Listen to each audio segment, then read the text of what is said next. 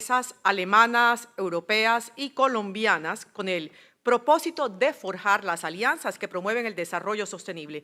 Pueden escanear el código QR que encuentran en pantalla para reservar su cita. Así que aprovechemos en este momento. Ahí mismo pues están el acceso a nuestras redes sociales. Para nosotros es muy importante su retroalimentación a través de ellas. Bien, vamos a dar paso al panel Rol de la eficiencia energética y el hidrógeno de la transición energética, que cuenta con la participación del doctor Diego Jaramillo Corona, presidente de la Junta Directiva de la Cámara de Grandes Consumidores de Energía y Gas de la ANDI, al doctor Marco San Juan, presidente de la Junta Directiva de la Cámara de Hidrógeno ANDI Naturgas, al doctor Juan Miguel Gallego, subdirector general de Prospectiva y Desarrollo Nacional del Departamento Nacional de Planeación, y al doctor Francisco Miranda, director de Portafolio, a quien le doy una especial bienvenida y quien tendrá a cargo la moderación de este panel. Adelante, por favor, bienvenidos.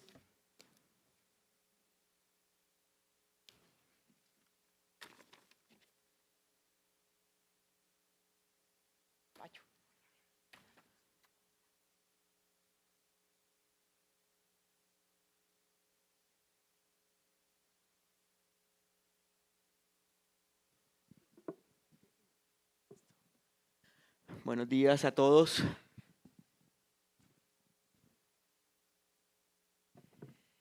Buenos días a todos. Gracias a Bruce McMaster, presidente de la Asociación Nacional de Industriales y Empresarios de Colombia, a Luz Estela Murgas, presidenta de Naturgas, y a Simón Herschen, ministro consejero de la Embajada de República de Alemania, y a todos ustedes, a las empresas, a los patrocinadores, a ustedes como asistentes y a todos los que han hecho posible que tengamos este congreso inaugural, que espero que sea el primero de muchos, en los cuales en los próximos años se discuta con cierta frecuencia y seriedad estos dos pilares que nos invitan en esta nueva reunión de ANDI y Naturgas, en una reunión bigremial sobre el hidrógeno y sobre la eficiencia energética. Creo que son dos pilares fundamentales. Como lo decían en la presentación, tenemos un espacio bigremial que abre unas oportunidades que no necesariamente se replican en otros sectores, y creo que eventos como este y paneles como el que estamos teniendo en estos momentos y que vamos a desarrollar con nuestros panelistas, pues obviamente nos aclara el papel, el rol que pueden tener esos dos pilares, el hidrógeno por un lado y la eficiencia energética por el otro, en eso de la transición energética, en esa ruta de la transición energética que muy bien Bruce McMaster nos invitaba a definir qué era y qué no era. Los dos pilares que están acá juntos, y yo haré a mis panelistas las preguntas y las combinaré ahí, pero ustedes son libres de separarlas conceptualmente en su momento, pero el Congreso nos invita a pensarlas en conjunto, porque la verdad es que generan un impacto sinérgico muy importante, especialmente en el objetivo, en ese deseo, en ese ideal de una economía que año tras año tenga menos emisiones, que produzca menos emisiones, que se descarbonice, como se dice técnicamente, una economía que pueda producir no solo la misma cantidad de valor agregado, de riqueza, de producto, sino mucho más producto, generando una emisión, generando un consumo energético, generando un aporte en temas de gases de efecto invernadero y de medio ambiente menor cada vez que crezca esa economía, y ese reto es muy importante. Entonces vamos a combinar hidrógeno y eficiencia energética en el panel. Las preguntas van a ir orientadas ahí. Queridos panelistas, pueden separarlas conceptualmente en el momento en que lo quieran, y quisiera comenzar recordando un poco el aporte en una de las gráficas de la presentación de Bruce McMaster, que hablaba precisamente que tanto el hidrógeno como la eficiencia energética alcanzan porcentajes tanto del 10 como del 25%, precisamente en la contribución futura para descarbonizar la economía. Y si a eso le sumamos el aporte que puede tener soluciones de hidrógeno a el efecto de energías renovables, que también es alrededor del 25%, pues claramente tenemos que los organizadores del Congreso han escogido unos pilares fundamentales en este proceso. Sin más preámbulo, entonces demos inicio. Yo quisiera hacer una ronda general con la pregunta que le da el título a nuestro panel, y es: ¿cómo ven ustedes desde los distintos roles?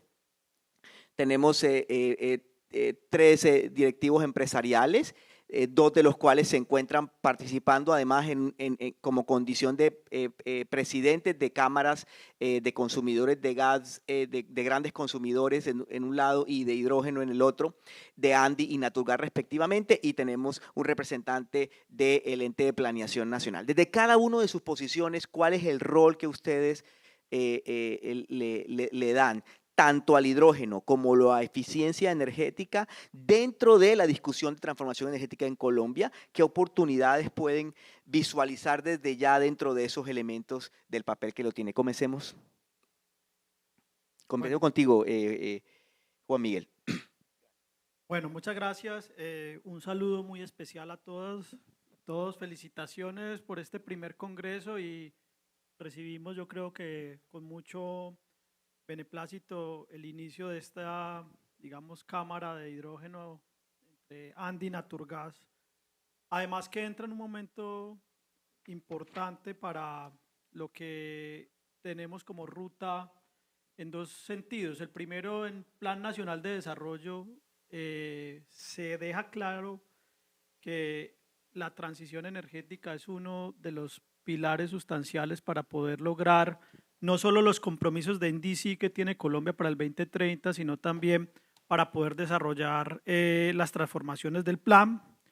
Y segundo, el tema de eficiencia energética pues está dentro de lo que es la hoja de ruta de la transición energética.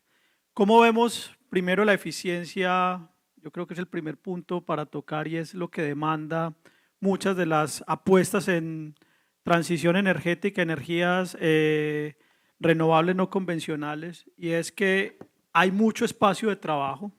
Colombia tiene unos compromisos fuertes de descarbonización, y tenemos unos, digamos, indicadores que nos generan retos, pero a la vez potenciales. Un 31% de la energía de toda la economía es, digamos, útil. Eso implica que hay unas ineficiencias importantes que atacar, principalmente en sector transporte, en sector residencial y en sector industria, siendo industrial donde tenemos una matriz energética bastante limpia, pero hay potenciales fuertes, en particular en aquellas que demandan energía de alto nivel de, digamos, de calorífico para poder generar sus procesos productivos. Y ahí es donde entra el hidrógeno, y yo creo que, como lo mencionabas, el espacio de conexión con la apuesta de hidrógeno verde, es muy importante. Y ahí hay diferentes instrumentos que si quieres los vamos a hablar más adelante, pero nuestra perspectiva es: hidrógeno juega un papel sustancial porque es una importante fuente de energías renovables, pero además genera una estabilidad importante al sistema, como lo mencionaba, si puede conectar todas las no convencionales por su capacidad de almacenamiento y todo lo que va a implicar. ¿Qué necesitamos nosotros trabajar fuerte? Lo que estamos haciendo en capacidades de producción, el potencial que tiene Colombia para la demanda interna, pero también de exportación, lo mencionaba Luz Estela ahora recientemente, y también empezar a desarrollar la demanda y las necesidades para poder garantizar. Gracias, Juan Miguel. David, no se puede, digamos, diseñar ninguna ruta de transición energética ni tampoco estructurar luchas de cambio climático sin un actor como Ecopetrol, por su peso, por su importancia en el país y demás. ¿Cuál es el rol que desde Ecopetrol, especialmente ante sus nuevos planes y los nuevos anuncios que se han dado sobre sus rumbos estratégicos, qué rol juegan nuestros dos pilares de hidrógeno y de eficiencia energética desde una empresa como Ecopetrol y su papel en la transición energética, David? Gracias. Juegan un rol absolutamente preponderante. Y voy a mencionar algunas cifras para que ustedes dimensionen de qué estoy hablando. Colombia, más o menos, último año, en todas las formas de energía, todas las que se consumen en la matriz, consumió por ahí cerca de 1.300 petajoules en un año.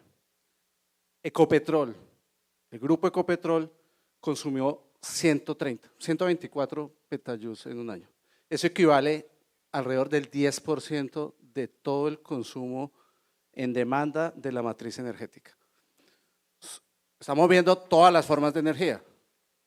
Cuando uno mira solo electricidad, la demanda total del sistema interconectado colombiano es alrededor de 80 teravatios hora año.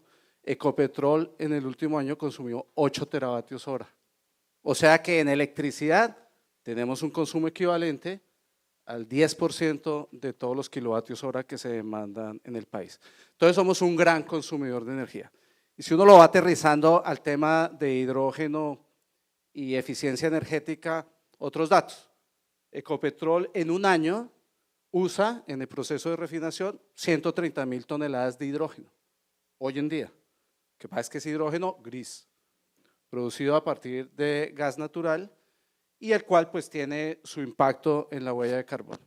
Ecopetrol tiene una meta al 2040 que es producir 1 millón de toneladas de hidrógeno de bajas emisiones. Ya hoy tenemos 130.000 que habrá que convertirlo a bajas emisiones. Entonces ya el aporte que puede hacer el grupo y el compromiso que tiene el grupo en hidrógeno es fundamental, no solo para nuestra organización, sino para el país. 1 millón y ya hoy consumimos 130.000 toneladas. Entonces el hidrógeno se vuelve muy importante. Ahora, si nos vamos al tema de eficiencia energética, les decía, consumimos en un año 124 petajoules, más o menos, cerca del 10% de toda la energía que consume el país. Y nuestra ambición es ahorrar de aquí al 2030 25 petajoules, el 20% de nuestro consumo energético. A hoy ya vamos cerca de 9 petajoules alcanzados en eficiencia energética, en optimización de los consumos energéticos. Entonces, llegar en eficiencia a reducir el 20% de nuestro consumo, siendo nosotros como grupo individual un consumidor grande de energía, es muy importante para nuestra huella de carbono, para contribuir a nuestra meta de 0 emisiones netas al 2050 y para el país. Muchas gracias, David. Diego Jaramillo es presidente de la Junta Directiva de la Cámara de Grandes Consumidores de Energía y Gas. Desde esa perspectiva de organizaciones industriales y empresariales que consumen energía, ¿qué rol, y también desde la organización Corona, qué rol perciben ustedes o qué rol pueden describirnos que pueden tener nuestros dos pilares? El hidrógeno por un lado y los retos de la eficiencia energética por el otro, Diego. Aló. Muy buenos días. Primero que todo, muchas gracias a la ANDI y a Naturgas por la invitación que nos hacen y pues con gusto pues la atendemos en representación de la Cámara de Grandes Consumidores de Energía y Gas. Digamos que de cara a los desafíos del cambio climático, consideramos que es fundamental la reducción de los gases de efecto invernadero y producto, digamos, de menores aportes de gases, particularmente el CO2. En ese orden de ideas, la eficiencia energética contribuye de manera significativa a, digamos, minimizar, porque para nadie es ajeno ni es conocido que la industria se moviliza con energía eléctrica y energía térmica, pero sí está en nuestra labor y nuestros principios y valores industriales de los miembros de la Cámara de hacer un uso racional de esa energía. Por el otro lado, el hidrógeno consideramos que es clave para descarbonizar sectores difíciles de electrificar. Importante entender que el hidrógeno, al igual que, pues, que la aspirina, no es la solución para todos los males. O sea, el hidrógeno tiene un valor importante, digamos, en descarbonización, pero no sirve exactamente para todos los sectores, particularmente los sectores intensos en consumo de energía térmica por temas de temperatura. el hidrógeno juega un papel importante como respaldo o como almacenamiento de energía, particularmente de fuentes no convencionales. O sea, cuando tenemos parques solares o parques eólicos, esa energía se manda al sistema y si no se consume, se pierde. Entonces ahí juega un papel fundamental el poder utilizar esos excesos de energía y almacenarlos en hidrógeno que puedan ser nuevamente utilizados en momentos, digamos, de declive. El gran reto a hoy, o sea, esto es una carrera que se viene dando desde unos años atrás. Nosotros particularmente como industria venimos monitoreándola muy estrechamente. El gran reto está en hacerlo económicamente viable, que sea competitivo. A hoy todavía, digamos, las tecnologías son tecnologías emergentes, tecnologías en desarrollo muy costosas, lo cual todavía, digamos, tiene un peaje alto para consumirlo masivamente en la industria. Vemos de más corto plazo, digamos, aplicaciones de hidrógeno en sectores como el transporte, como mencionaba ahorita, en almacenamiento de energía, en algunas industrias más livianas en demanda energética, como la electroquímica, algo en acero. Esas, digamos, son como los que vemos como más próximos que puedan ser positivamente aprovechados. Gracias, Diego. Y cerramos esta primera ronda con Marco San Juan.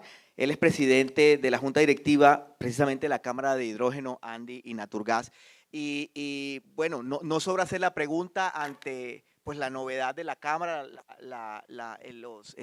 el poco tiempo de su ejercicio, preguntar precisamente desde la Cámara de Hidrógeno, ANDI y Naturgas, en este esfuerzo bigremial, ¿qué rol, qué papel hay, qué oportunidades se ve desde la Cámara que Colombia puede tener en esta llamada ruta hacia el hidrógeno, Marco? Gracias, Francisco, y bienvenidos a todos. La verdad es que ahora que decías corto tiempo, yo creo que hablamos con Karen y parecen como si hubieran sido 10 años por lo intenso que ha sido el mundo técnico, político y económico en temas de hidrógeno recientemente. Nada comparable con lo que veíamos en las primeras 2 décadas de este siglo. Y me gusta la idea de tener eficiencia energética e hidrógeno juntos y no los separo conceptualmente, porque es que deberíamos hablar mucho más de eficiencia energética para producción de hidrógeno, así como es importante eficiencia energética para producir lo que sea. Muchas veces tratamos de atacar como país el reto de cómo satisfacemos una demanda de energía generando más. Y eso es como tratar de administrar un presupuesto de una casa simplemente buscando más trabajo y no controlando los gastos. Tiene un rol esencial esa eficiencia energética. Para nosotros es el cimiento sobre el cual uno tiende los pilares o las columnas de la transición energética, que son cambios de combustibles, cambios de conductas y cambios tecnológicos, por supuesto. Pero eficiencia energética va a estar siempre ahí. Ahora, el reto es que uno no vive en los cimientos, ¿no? Uno tiene que construir la casa y por eso transición energética implica también ese cambio de combustibles y es donde el hidrógeno, como uno de los potenciales vectores de desarrollo, tiene un rol importante que jugar. Pero además también lo vemos juntos porque hoy en la tarde va a haber una charla, y los invito, excelente del Open Hydrogen Initiative de Estados Unidos, donde nos cuentan que la forma de medir qué tanto contribuye un energético, en el caso particular del hidrógeno, a la descarbonización es midiendo su intensidad de carbono, para distanciarnos de los colores que están generando una distorsión técnica y política en la discusión terrible.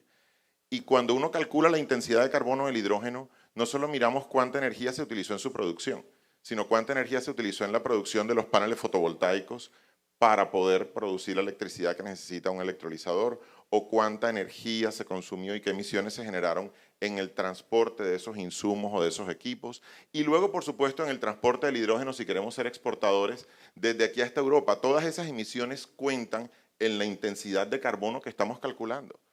Por lo tanto, tener un hidrógeno competitivo no es simplemente tener electrolizadores más baratos, es tener sistemas fotovoltaicos con una mayor eficiencia de conversión solar que permita con menos equipos obtener más electricidad, tener electrolizadores más eficientes y tener sistemas de transporte y desplazamiento más eficientes. Todo eso va a permitir lograr un hidrógeno competitivo. Entonces, realmente si lo miramos hoy, la eficiencia energética está en el corazón de la competitividad de la producción de hidrógeno. Cuando hablamos de que para obtener 1 kilogramo de hidrógeno hay que utilizar 52 a 55 kilovatios hora de energía, estamos hablando de una medida de eficiencia energética que está en el centro del análisis económico de todos los que estamos desarrollando proyectos de energía. Entonces, desde la Cámara de Hidrógeno, con su teórico poco tiempo de trabajo o reciente creación, somos muy conscientes del rol que la energía juega en el desarrollo de estos proyectos, siendo un elemento determinante de la competitividad de los mismos, y lo tenemos muy presente en toda la discusión. Gracias, Marco. Quiero dedicar esta segunda ronda, queridos panelistas. Esta puede ser una pregunta más de corte pedagógico. Y es, quisiera que me ayudaran a integrar cómo se integra hidrógeno, eficiencia energética, marcos separados o mezclados. ¿Cómo integramos eso en la discusión que está hoy teniendo el país sobre la ruta de la transición energética? Porque en estos momentos hay mucha discusión alrededor, no hay claridades. Ya definimos el rol en esta primera ronda, que el consenso es que es un rol muy importante. Ahora, entendiendo estos números, estas dimensiones, diferentes soluciones y oportunidades y su participación en el Plan Nacional de Desarrollo, que fueron el corazón de estas 4 primeras intervenciones, integremos esto. ¿Cómo debería en un país como Colombia, que está en estos momentos debatiendo, discutiendo, definiendo su ruta de transición energética, su hoja de ruta, cómo debería integrarse el hidrógeno y la eficiencia energética? ¿Dónde deberían estar? ¿Qué cosas, qué elementos o qué aspectos deberían estar fundamental en esa ruta? ¿Qué opinan ustedes, Juan Miguel? Bueno, precisamente la palabra transición es la que va a marcar digamos, el tiempo en los cuales vamos a ir viendo la entrada de las diferentes opciones de energía, en particular las no convencionales. ¿Qué implica esto? Que tenemos que empezar a recurrir a energías de transición. El gas, por ejemplo, juega un papel importante. Y hay que empezar a ir generando las capacidades que tiene, digamos, estas energías para poder avanzar hacia esa descarbonización. Y eso va a ser sustancial, porque si nosotros pretendemos que, si la Cámara tiene un año y pretendemos que las iniciativas de nuevas, no convencionado o hidrógeno empiecen ya a reemplazar muchas de las energías que tenemos o las necesidades de energías ineficientes, pues no va a pasar en los próximos años. Hay que empezar con la transición. Entonces, primero, gas, empezar por los sectores más ineficientes. Transporte es un sector importante, transporte en todas sus dimensiones. En particular, lo que sí hemos acelerado mucho desde el DNP y desde el gobierno es transportes masivos, una actualización sustancial de movilidad urbana que aplica a lo eléctrico en muchos casos, pero que considera la transición quizás en ciudades intermedias donde el gas juega un papel importante. Pero también empezar a generar los incentivos necesarios para que entren apuestas de tipo hidrógeno. De hecho, en este momento, dentro del presupuesto del 2024 y el Plan Nacional de Desarrollo, quedaron unos pilotos para poder construir una flota de taxis en las principales ciudades de Colombia que se muevan a través de hidrógeno verde. Eso implica un montón de infraestructura, un montón de investigación y desarrollo. Ese es el primer punto, o sea, considerar que la transición en términos de uso de la matriz implica pasar por energías de transición. El gas es una de ellas, es muy importante para esto. ¿Por qué? Porque además va a permitir también la transición en lo residencial, que también es bastante ineficiente en el consumo de energía. Y ahí entra la transición de un alto porcentaje, por ejemplo, de cocinar a leña que tienen los hogares colombianos. Cerca de 1.5 millones de hogares colombianos cocinan a una leña. Hay una alta pobreza energética en muchas partes. Naturgas acaba de lanzar su índice de pobreza energética y ahí nos muestran que existen todavía unas brechas muy importantes donde la transición energética debe apuntar aparte de estas energías de transición. Y en la medida que van entrando las no renovables, las eólicas, las solares, los proyectos que hayan venido avanzando y empezamos a aumentar nuestras capacidades de producción de energía hacia las no renovables, a la par con el hidrógeno va a jugar un papel. Para mí el papel de la posibilidad de transportar y almacenar esas energías como la eólica o la solar va a jugar un papel de confiabilidad y de sostenibilidad en el sistema muy fuerte. Para eso necesitamos también fondos, capacidad de incentivos, pero un trabajo para eso, esta iniciativa de la Cámara es sustancial, para poder nosotros junto, Estado, sector privado e investigación y desarrollo, poder activar todo esto. Ecopetrol y las refinerías han tenido unas iniciativas muy grandes de hidrógeno verde, van avanzando fuerte, pero aquí la clave es poder tener la transición. Tenemos los fondos que garantizan la transición energética. Fondo Colombia Potencia Mundial de la Vida tiene su subcuenta. Ahí van a entrar, digamos, acciones que nos permitan en esa transición.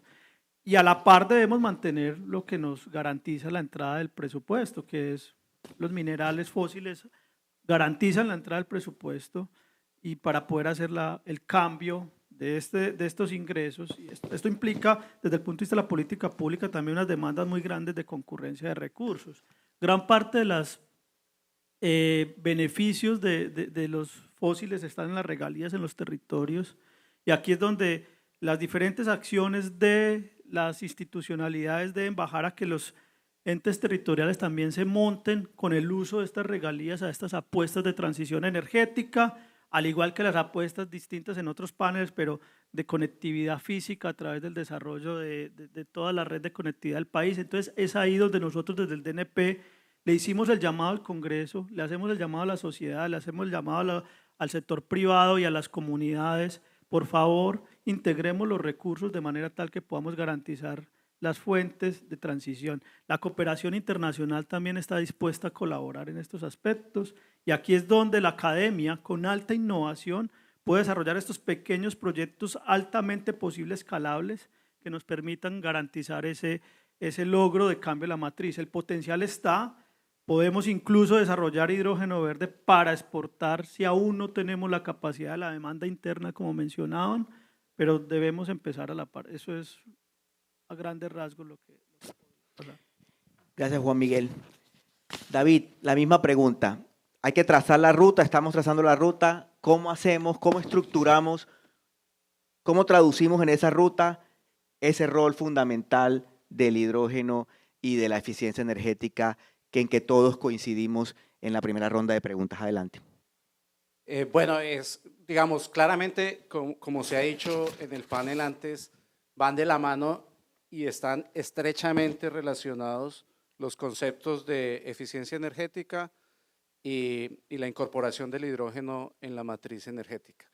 Y lo puede uno ver de esta forma. Hay varias perspectivas como puede uno observar la transición y las metas y los avances para llegar a esas metas, porque también está el tema de emisiones, por ejemplo. Pero si uno lo mira desde la perspectiva energética, en nuestro país la energía útil del total de energía que demandamos no alcanza a ser el 40%.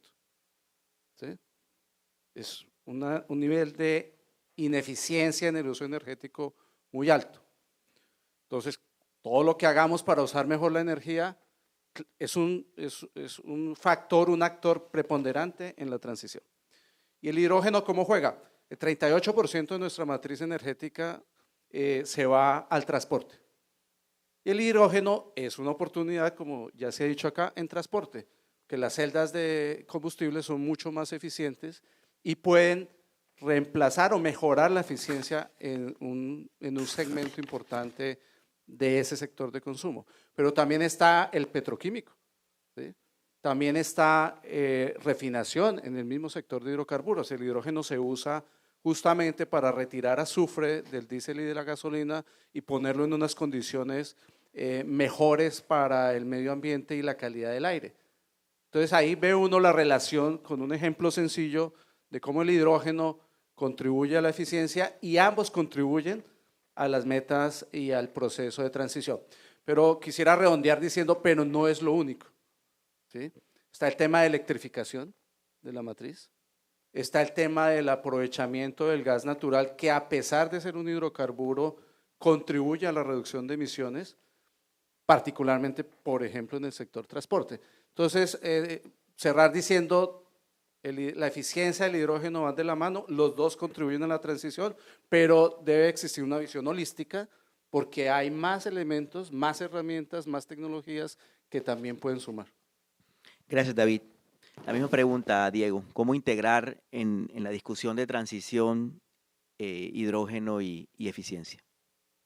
A ver, partamos del entendimiento, como bien lo mencionaba Bruce en la presentación inicial, que la transición energética debe ser ordenada, planificada y costo efectiva.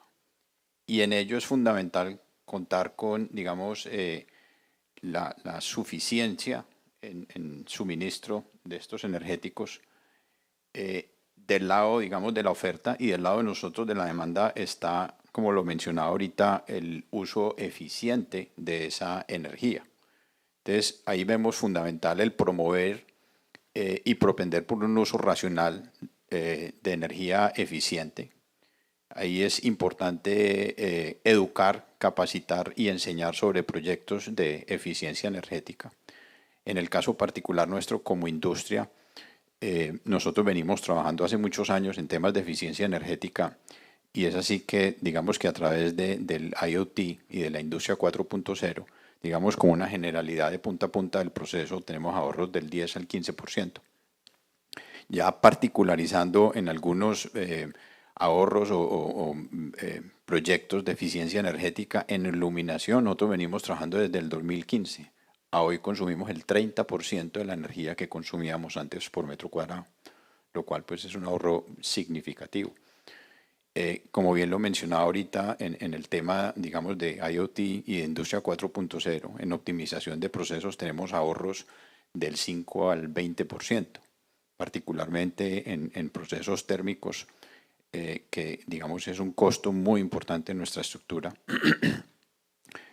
Mediante medición en tiempo real de condiciones estequiométricas, mediciones de oxígeno en las cámaras de combustión. Esto no solamente nos ayuda a asegurar la calidad de nuestros productos, sino pues ahorros importantes.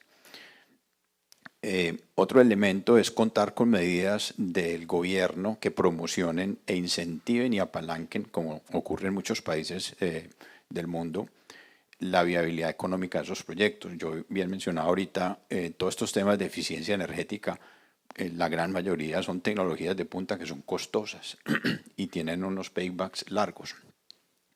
Y por último, muy importante, fomentar el desarrollo y producción competitivo de hidrógeno, haciendo así viable la sustitución de combustibles fósiles, como lo mencionaba en el transporte, en la industria, digamos como la nuestra, que es de transformación de materiales, en industria electroquímica, en industria de acero.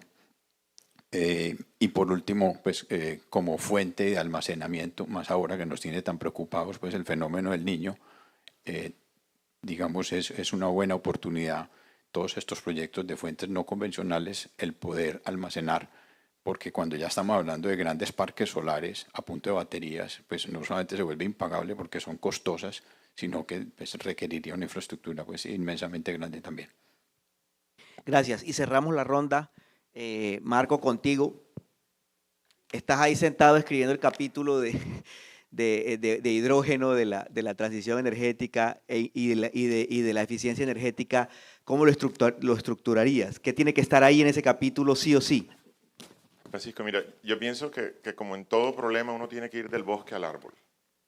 O sea, si como país decimos transición energética, lo primero que deberíamos tener claro es transición energética, ¿por qué y para qué? Y si el driver es descarbonización y cambio climático, y miramos el inventario nacional de gases de efecto invernadero, en el mundo el sector energía, producción, transporte y uso contribuye al 73% de las emisiones de gases de efecto invernadero. Tiene muchísimo sentido el foco en energía. Cuando miramos Colombia, el sector energía, producción, transporte y uso no llega al 38%. ¿Cuál es el sector en Colombia que más contribuye a nuestro inventario huella de carbono? Agricultura, silvicultura y uso de la tierra.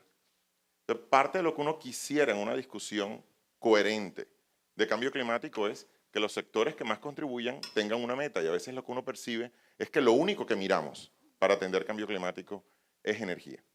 Y como colombiano quisiera ver una discusión más balanceada y centrada nacional porque nada hacemos con que el segundo sector que más contribuye nacionalmente tenga metas fuertes de descarbonización si el primer sector que más contribuye no está en la palestra nacional también comprometiéndose con metas de descarbonización. Ese es el primer punto. Luego viene el segundo, vamos a hacer transición energética. El 20% de la energía que se consume en Colombia, así como ocurre en el mundo, es eléctrica. El 80% de la energía que consumimos en la matriz colombiana y mundial es térmica. Sin embargo, toda la discusión de transición energética y descarbonización la concentramos en ese 20% de la energía que consumimos, que es la eléctrica. Y en Colombia, ese 20%, dependiendo del año, es entre 65 y 70% renovable. O sea que estamos concentrando la discusión nacional de transición energética y descarbonización de la matriz en el 6% de la matriz colombiana. Y el discurso está completamente sesgado en esa dirección. Cuando el otro 80% de la demanda de energía, que es térmica, no alcanza a ser un 20% renovable. Y ahí hay muy poca discusión, preocupación, tiempo dedicado y políticas nacionales.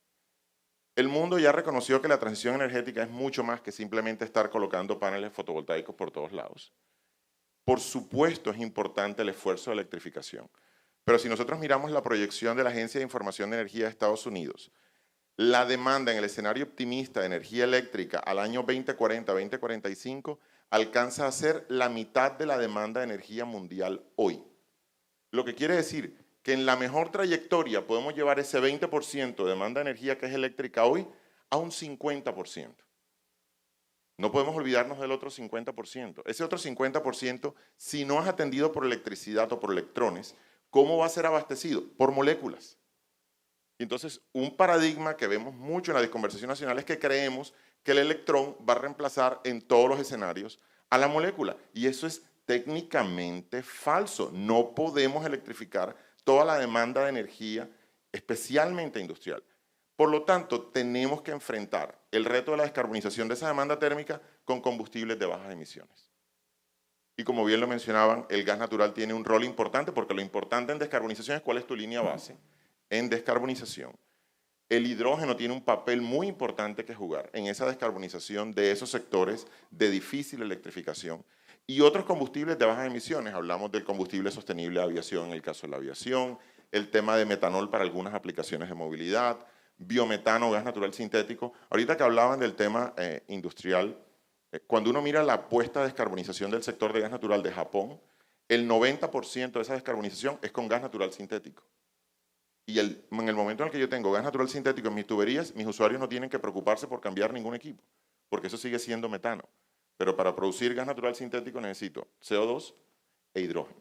Entonces tenemos que entender que es un problema complejo, técnico, de base, que requiere un análisis profundo, pero más importante aún que sepamos por qué lo estamos haciendo y demos todas las discusiones con el nivel de prioridad que realmente el tema se merece y no nos dejemos sesgar por conversaciones fáciles o triviales, porque realmente el problema que enfrentamos de transición energética en un país como el nuestro es un problema complejo y merita toda la seriedad. Y por eso digamos que el trabajo de todas las empresas de la Cámara es contribuir con su conocimiento técnico, regulatorio y legal a dar una discusión seria que consideramos el país necesita. Gracias, Marco. Quiero partir esta tercera ronda que estamos en nuestro panel, el papel, el rol del hidrógeno y de la eficiencia energética en la transición. Y quería partirlo en dos. Voy a dejarte de último, Juan Miguel, con una pregunta más orientada a políticas públicas y planeación y de preguntar David, Diego y Marco específicamente sobre cuáles consideran ustedes que son los habilitadores, esas catalizadores a las cuales tenemos que enfocarnos para poder superar algunas de las barreras y aprovechar algunas de las oportunidades que la presentación de Brook McMaster identificaba. ¿Qué tenemos que hacer para que estas soluciones, tanto aquellas que ya ustedes han venido mencionando en sus intervenciones de eficiencia energética en la industria, como aquellas de promoción de proyectos y de habilitación de los proyectos de carbono, ¿qué tenemos que hacer para que esas soluciones superen esas barreras, sean de alcance masivo y nos aceleren la velocidad en la que estamos transmitiendo, la que estamos transitando esa ruta? David, comencemos contigo. Bueno, lo primero que yo diría es que hay valor en esos dos negocios. Para soportar lo que estoy diciendo, en nuestro plan estratégico 2020-2040, cuya actualización se presentó hace unas semanas a los inversionistas, nuestro presidente lo dejaba claro. Al 2040, la mitad de nuestro EBITDA en el grupo empresarial debe provenir de negocios diferentes al tradicional. Y ahí entra casi la mitad de esa mitad, negocios asociados a la transición. Y ahí, ¿dónde están las palancas? Eficiencia, hidrógeno, combustibles de bajas emisiones, captura y almacenamiento de carbono y otros. Entonces, eso es lo primero. Ahora, cuando ya uno va bajando y llega a la eficiencia, ahí hay ciertas condiciones diferentes al hidrógeno. En eficiencia energética hay un camino que se ha recorrido más largo en términos tecnológicos, de financiación, de incentivos tributarios, que no sucede totalmente en hidrógeno. Entonces, cuando uno mira eficiencia, ¿qué necesita? Bueno, poder aprovechar los beneficios que ya están. Y ahí se requieren unos ajustes normativos, porque hoy la forma como están diseñados ciertos de estos incentivos, valga la redundancia, hacen que en vehículos, que es un mecanismo común para viabilizar proyectos, no se puedan capturar totalmente. Entonces ahí se requiere en el aprendizaje y en el ajuste regulatorio ir haciendo unas reformas para que los incentivos sigan contribuyendo de una forma más efectiva a viabilizar los proyectos. Se requiere financiación, se requieren fuentes de financiación porque los primeros proyectos requieren poco CAPEX, tienen tires muy altas, pero en la medida que uno va avanzando, el esfuerzo en inversión comienza a ser más alto. Y ahí la financiación comienza a ser clave. Entonces uno, resumiendo, necesita que la regulación vaya a la par, se vaya adecuando, el tema de los incentivos que se dan para este tipo de inversiones, los vehículos y la financiación. Ahora, cuando uno pasa de página al hidrógeno, es una tecnología que está en una etapa muy temprana. Todavía no hay una cadena de abastecimiento totalmente formada y sólida. Entonces ahí requiere uno que la tecnología vaya avanzando, saber cuál funciona mejor, cuál es más costo efectiva, cuál puede estar más rápido y no depende de nosotros, es un tema mundial. Se requiere regulación. Les contamos aquí un caso, nosotros tenemos un piloto de hidrógeno verde para transporte, uno aquí en Cartagena, ustedes pueden ver el vehículo por afuera, y otro en Bogotá. El de Bogotá ahorita en noviembre ya entra a operar y el de Cartagena el primer trimestre del próximo año. En el de Bogotá es un bus que está hace rato desarrollado, necesita norma, ¿sí? Para que se habilite su uso en servicio público, ¿sí? Porque no hay, es el único bus que hay en Colombia para usando hidrógeno. Entonces requiere un esfuerzo normativo, todas las inspecciones, chequeos. Entonces el tema de desarrollar la normatividad en hidrógeno se vuelve muy relevante. Y los mismos de la eficiencia, fuentes de financiación, cómo capturar y aprovechar los beneficios tributarios, sobre todo cuando hay que requerir a vehículos de inversión para sacar adelante los proyectos. Gracias, David. Diego, que desde la industria, desde las grandes industrias colombianas, ¿qué hace falta para la escalabilidad necesaria de estas soluciones? ¿Qué habilita para que masivamente podríamos pensar en una adopción en la industria colombiana de algunas de las soluciones que inclusive mencionaste tú en intervenciones anteriores? De eficiencia energética me refiero. A ver, gracias por la pregunta y yo creo que ahí no hay sino oportunidades. Yo arrancaría por decir, lo primero, acceso a tecnologías de punta, costo eficientes y idealmente apalancado en créditos blandos. Segundo, y aprovecho que está aquí el señor embajador, para nosotros Alemania ha sido, digamos, un aporte fundamental en temas de oportunidades de eficiencia energética y yo diría desarrollar conocimiento a través de las ESCOs. porque las ESCOs, digamos, se centran en identificar y capturar oportunidades. Y un instituto como el Fraunhofer, que es un gran instituto, digamos, de investigación que tiene el gobierno alemán, si viene y capacita todas estas ESCOs, porque muchas vienen y le proponen a uno cosas muy básicas, ¿sí? Oiga, para que economice energía, pues por la noche apague los bombillos. Pues sí, eso lo sabe uno. Pero yo creo que sí hay muchas oportunidades que a través, digamos, de esa capacitación y de promover las ESCOs se pueden capturar para el sector industrial. Y lo digo sin ninguna pretensión, digamos, empresas más grandes, con más dimensión, tienen la oportunidad de ir a las ferias a Alemania y capturar esa información de primera mano, pero no todo el sector industrial, sobre todo la pequeña y mediana industria, si reciben esa información a través de las ESCO, son grandes oportunidades. Tercero, a nivel normativo, los países, digamos, más competitivos y desarrollados industrialmente no permiten utilizar equipos de bajas eficiencias. Por ejemplo, nosotros lo hacemos por convicción porque vemos los beneficios y los ahorros. Nosotros no montamos un solo motor que no sea IE3. Estos son motores con 20% más de eficiencia, ¿sí? En países como Estados Unidos, como Alemania, no pueden montar un motor que no sea IE3, porque eso también va, digamos, forzando ese tema. En temas de iluminación, si en los códigos RETI de una vez ponemos, mire, y mandatoriamente usted no puede volver a instalar tubos de neón con balastros porque eso pues es más que ineficiente.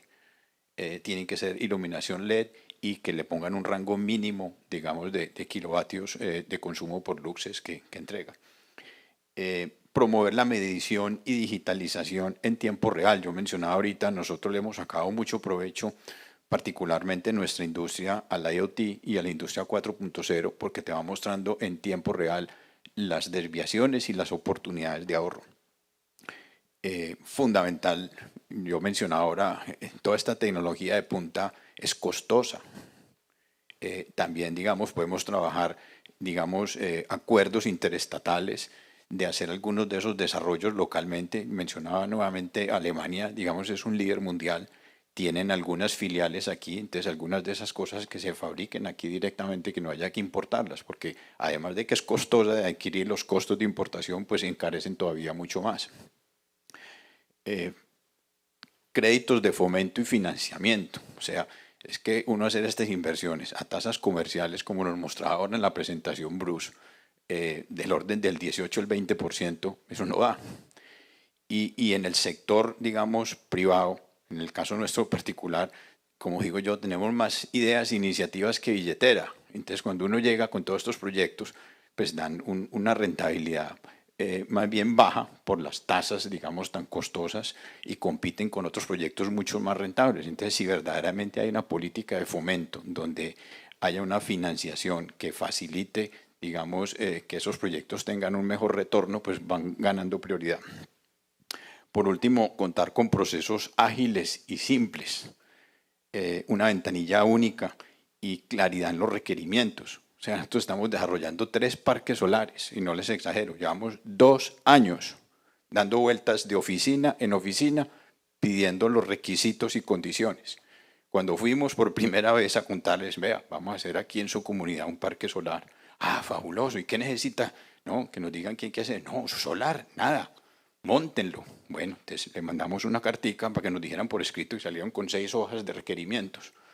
Entonces llena uno esos requerimientos y entonces le dice, ah, pero le faltan estos otros. Entonces vuelve y llena los otros. Y llena los otros, ah, pero hay que consultar con otra, digamos, autoridad. Y nos vamos en un ping-pong de oficina en oficina. Llevamos 2 años de atraso para poder dar la primera palada. Entonces, fundamental el tema de ágil y simple. Gracias, Diego. Y Marco, es conceptualmente la misma pregunta aplicada al hidrógeno, y yo le incluiría además esa conexión que hay, pues dada la naturaleza de la molécula, con todos los retos fiscales que hay en términos de regalías, que lo mencionaba Juan Miguel, y en términos, en términos de la llamada transición fiscal que también se está discutiendo. ¿Cuáles son esos habilitadores para que se acelere el tránsito de la ruta al hidrógeno en Colombia? Gracias, Francisco. Francisco, y sin tratar de desordenar el panel, digo una cosita de eficiencia energética. El 20% de las emisiones de gas de efecto invernadero a nivel mundial vienen de la manera como usamos energía en edificaciones.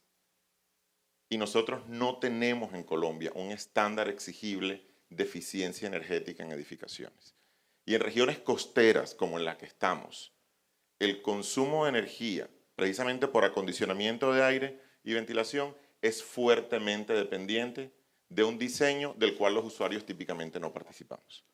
Es bien importante que el país, como así ha avanzado en eficiencia energética en sector industrial, en estándares para electrodomésticos, dé un paso serio y empiece a exigir eficiencia energética en el lugar en el que vivimos. Es súper curioso. Uno compra un carro con el que dura 5 años y pregunta el primer día cuántos galones consume por kilómetro, cuántos kilómetros hace por galón. Compra uno una casa en la que lleva 20 años y nadie pregunta cuántos kilovatios hora por metro cuadrado año consume. Entonces, ahí en edificaciones tenemos una tarea súper pendiente. Hidrógeno. Yo pienso que hay 3 puntos claves para que el ecosistema se acelere, entendiendo que estamos en una etapa temprana y que necesitamos ganar tracción. El primero, necesitamos regulaciones muy pragmáticas y simples.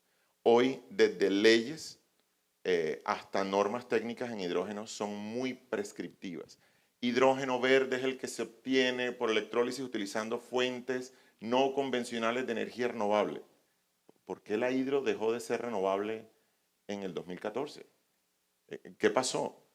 Y realmente cuando empezamos a ser súper prescriptivos, cada vez que escribimos un párrafo, le colocamos una restricción económica de acceso al beneficio fiscal. El reto hoy, o un reto hoy en los proyectos de hidrógeno, es que para cualquier inversionista de capital, cuanto más tiempo use mi equipo, más fácil me resulta recuperar o amortizar esa inversión.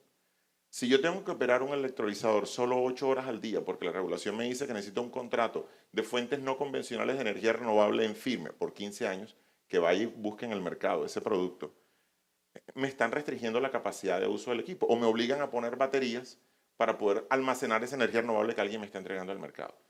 Concentrémonos en lo importante. Esto lo estamos haciendo por descarbonización, la intensidad de carbono del hidrógeno que esté produciendo. Y eso es más simple. Y dejen que los técnicos y los economistas encuentren ecuaciones económicas que permitan encontrar la mejor combinación de fuentes de electricidad y no seamos tan prescriptivos. Hoy, la electricidad para un proyecto de hidrógeno donde tengo un compromiso a 15 años de entrega de molécula, necesita en paralelo un vehículo de entrega de electricidad de fuentes no convencionales de energía renovable a 15 años por 24 horas. Vaya y busque en el mercado colombiano actual ese contrato.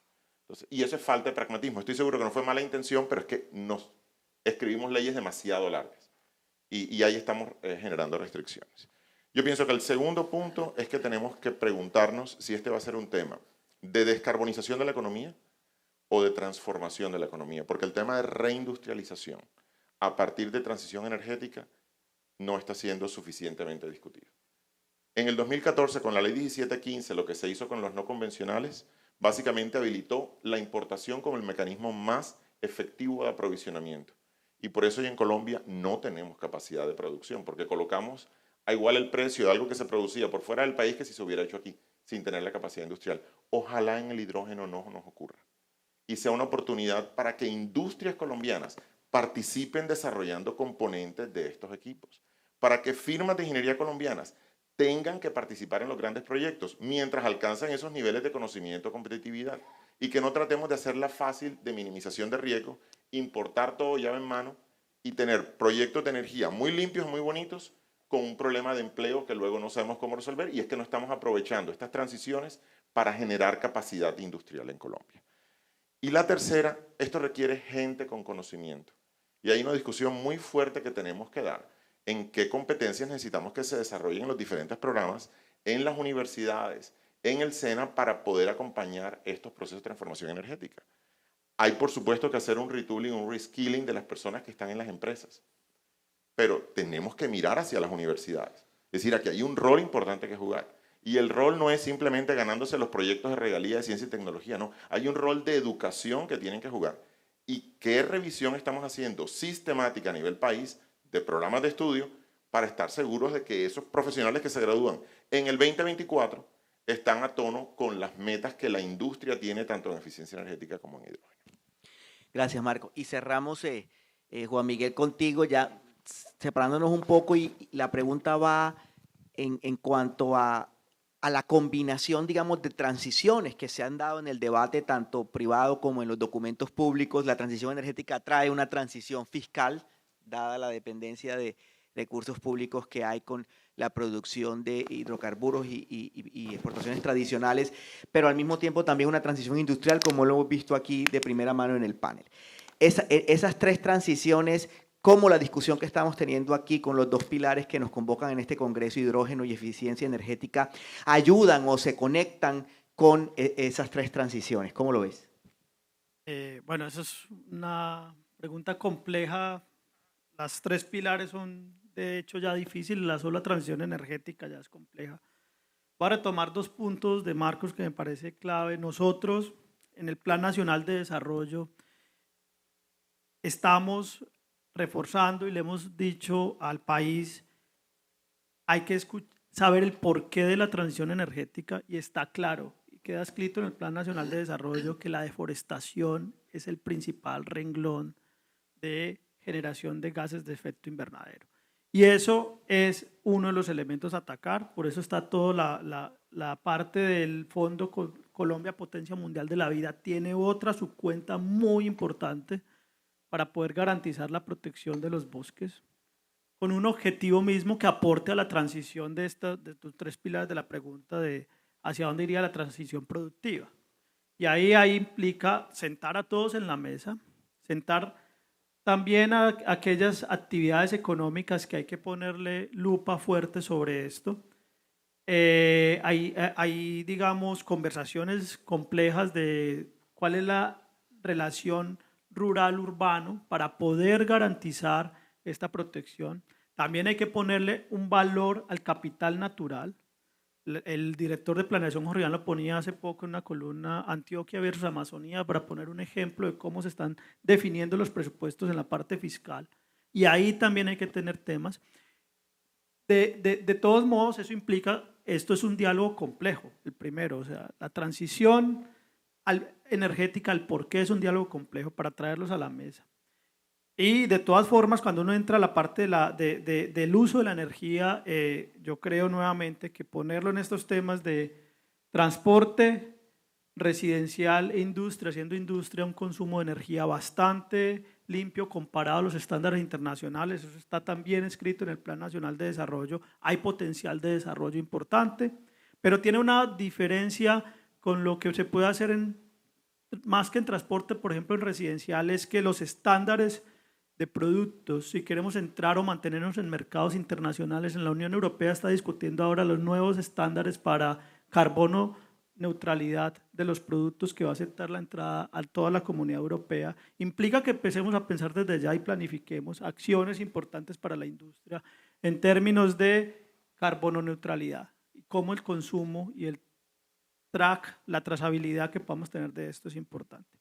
Entonces ahí empato con esto que me parece que es un dato sustancial y siempre hay que tenerlo en cuenta para la discusión. Es claro que hay que atacar muy fuerte en los compromisos de Colombia en el NDC, empezar por el primer renglón, pero trabajar conjuntamente con los sectores en el segundo renglón va a ser crítico. Transporte hay que empezar muy fuerte con esto. Las grandes ciudades han empezado, como lo dije ahorita, pero hay que seguir avanzando en lo que es principalmente en el transporte intermunicipal, en lo que sería toda la carga que se mueve de una manera ineficiente, hay que hacerle la transición. En términos fiscales, ayer se aprobó el presupuesto nacional, un debate muy complejo en los últimos meses porque se sentía el riesgo de que el servicio de la deuda podría superar la inversión. Cuando eso pase, estamos realmente en situaciones complejas. El director lo pone simple, estamos en una pandemia fiscal. Superamos hace 2 años la pandemia de salud, ahora estamos en una pandemia fiscal que nos demanda ser muy creativos en el uso y la concurrencia de recursos. Ese es el mensaje. Primero tenemos que priorizar. La priorización fuerte tiene que ser una transición justa, energética justa, una transición de productividad justa. Esto implica una conectividad clara, o sea que tenemos que sentarnos a priorizar proyectos estratégicos a nivel nacional que garanticen la mejor competitividad del país, la mejor inclusión de los territorios excluidos y la posibilidad de generar semillas de cambios a la transición energética. Entonces ahí tenemos un reto muy grande, pero sin embargo el gobierno nacional está decidido a hacer inversiones fuertes. a usar de la mejor manera posible los, digamos, beneficios que generan las economías extractivas que deben seguir manteniéndose para poder hacer esta transición, o si no, no lo vamos a lograr. Y ahí es donde el llamado es, lleguemos a acuerdos fundamentales de proyectos. Si estamos de acuerdo que necesitamos mejorar 25.000 kilómetros de vías terciarias o vías regionales en el país para poder garantizar la conectividad y el desarrollo de la competitividad de los diferentes productos, es un acuerdo. Si estamos de acuerdo que necesitamos 21 billones de pesos para garantizar la limpieza de todos los ríos en los próximos 15 años, estemos de acuerdo. Esos son los llamados que le hacíamos al Congreso, pongamos estos grandes.